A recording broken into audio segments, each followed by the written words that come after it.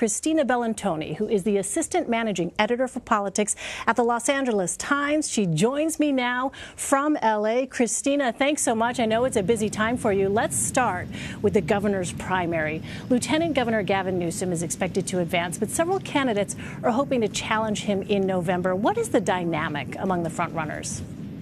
Sure. Well, because we allow either party to advance the November election, no matter what the top two vote getters get there. So what's interesting about that is that you've got a ballot with 27 candidates on it, 32 candidates for the U.S. Senate. So in practicality, that means you've got to turn the page as you're selecting your candidate. It also means there's a lot of other candidates who are splitting the vote.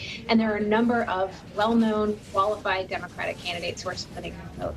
So that has allowed, over the last couple of weeks, Republicans to consolidate behind businessman John Cox, who Hari will remember as running against then State Senator Barack Obama way back in the day. He's run for office actually a number of times in Illinois. He actually ran for president as well. And he is someone who has actually consolidated the vote, it appears, and President Trump endorsed him recently. So what we're seeing here now is that a number of Republicans seem to have support. Christina, forgive us, your audio is dropping out just a little bit, but as you were saying that, I looked over at Hari and he had this look of recognition wash over him when you mentioned John Cox. Let's go ahead and let me ask you, Christina, hopefully your audio is better here, but millions have been spent on House races across the state. Democrats are looking to make gains in their pursuit of the House by flipping several Republican-held seats. Where are the most competitive races? Well, they're in Orange County. And Orange County, for the first time in 2016, voted for a Democrat for president. For the first time in 80 years, in 2016, voted for a Democrat. Now, that Democrat was Hillary Clinton, so perhaps it had something to do with the fact that people didn't necessarily like Donald Trump, or that they really liked Hillary Clinton especially, or whatever was happening on that ballot. But what we've seen is that Democrats are targeting seats where there are a number of Republicans who hold a seat, but Hillary Clinton won their districts, and many of those are in California. So in Orange County, you have three races in particular that are very interesting, where there are a number of Democrats on the ballot, and you are seeing them split their vote, meaning that two Republicans could end up getting through by only getting, 20, 30% of the vote, because all of the Democrats split their votes down below on the ticket. So that would prevent Democrats from spots in the November election. I think a lot of folks around the country are going to wonder why so much attention on California, but it's because of this primary system, especially the so-called jungle primary, which advances the top two candidates regardless of party. So when you look at both Republicans and Democrats, how has that sort of affected strategy, not just at the local level, but nationally as well? Yeah, well, it's really interesting. I don't know if you guys could hear as I was talking about President Trump endorsed John Cox. That was in part because House Majority Leader Kevin McCarthy asked him to get involved in this race because he wanted to get as many Republicans behind one Republican as possible. We saw in 2016 when there were two Democrats on that Senate ballot running for office statewide in California, there were people who actually skipped that vote or stayed home entirely because they didn't see somebody from their party there. So if Republicans stay home, that could be bad news for these Republican incumbents. So what you've seen is a lot of attempts to game the top two system. In the governor's race, you've seen Democrats try to prop up Republicans to get votes away from their rivals. You've seen Republicans trying to prop up Democrats. It's really been a lot of hijinks, which are possible in a system like this. In the congressional races, it's even more interesting. You've seen the Democratic Congressional Campaign Committee actually spend to attack or to prop up Republicans and to try and get people to notice more Republicans on this side in certain races and then support Democrats in other races. There's a lot of maneuvering behind the scenes because when you're having what is expected to be a fairly low turnout election here, maybe 6 million people out of 20 million voters, every vote really matters, and particularly these congressional districts. I was out talking to voters today in Huntington Beach, which is Dana Rohrabacher's 48th congressional district. many people didn't even know who he was. Somebody told me he thought she was doing a really good job as the member of Congress. Well, Dana Rohrabacher, of course, is a man, but this person had decided to vote for Dana Rohrabacher just because they knew his name.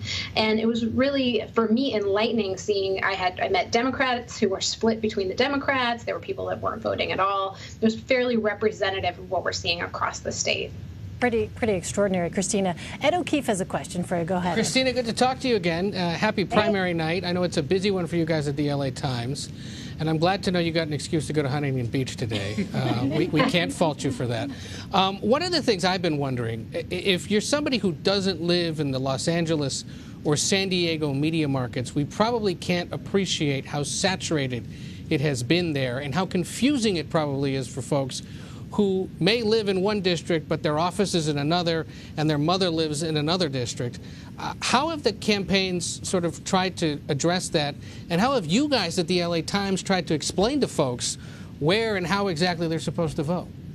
Yeah, well, it's a great question, all of them. I will say that, what we try to do is help people understand both their government and the people that run it. So, for example, in the congressional races, we have something at latimes.com/CA House rankings, where we take the most competitive congressional races and we rank them based on how competitive they are. So right now, the Ed Royce seat, the 39th congressional district, Ed Royce is a Republican who's retiring, is at the top because the sort of conventional wisdom is that when you have an open seat, that is the best opportunity for another party to take it over. Now, of course, because of our system, that presents a real challenge for Democrats. But we will be continually updating this throughout the primary tonight, or we'll update it tomorrow, and we'll continue to update it through the election.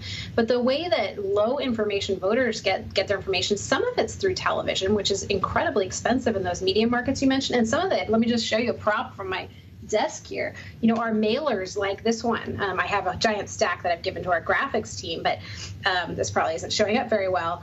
But effectively, it's candidates, certain committees that have an issue. Environment, this one is for pro-gay rights. And some of the candidates on these mailers actually paid to be on the mailers. There's a little asterisk by their name. But voters often miss the fine print, and so they get this in the mail and they think, oh, okay, this candidate is for gay rights issues, so I'm going to vote for him or her. And that's a huge part of the campaign, is in the mailbox. And in addition to that, Californians, you have to remember, vote for more than almost a month because so much of our voting is done by absentee ballots.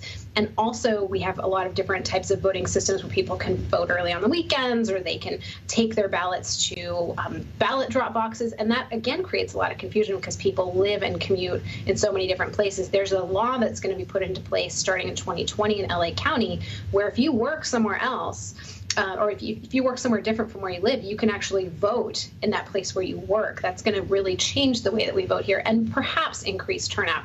It's always a big question here. And the other thing that's really influential in the governor's race is that Northern California, where I'm from originally, actually turns out in huge numbers compared to Southern California, even though we are the larger part of the state. That's going to be a big driver when it comes to Newsom's support and Antonio Villaraigosa's support tonight. Saying that they're changing state law so that traffic is no longer an excuse for voting? Yeah. That's among the things, yes. Only in California. Amazing. Christina Bellantoni, I hope the coffee is percolating. I know it's going to be extremely busy for you tonight. We are so grateful for your time. Thanks. My pleasure. Have a good one.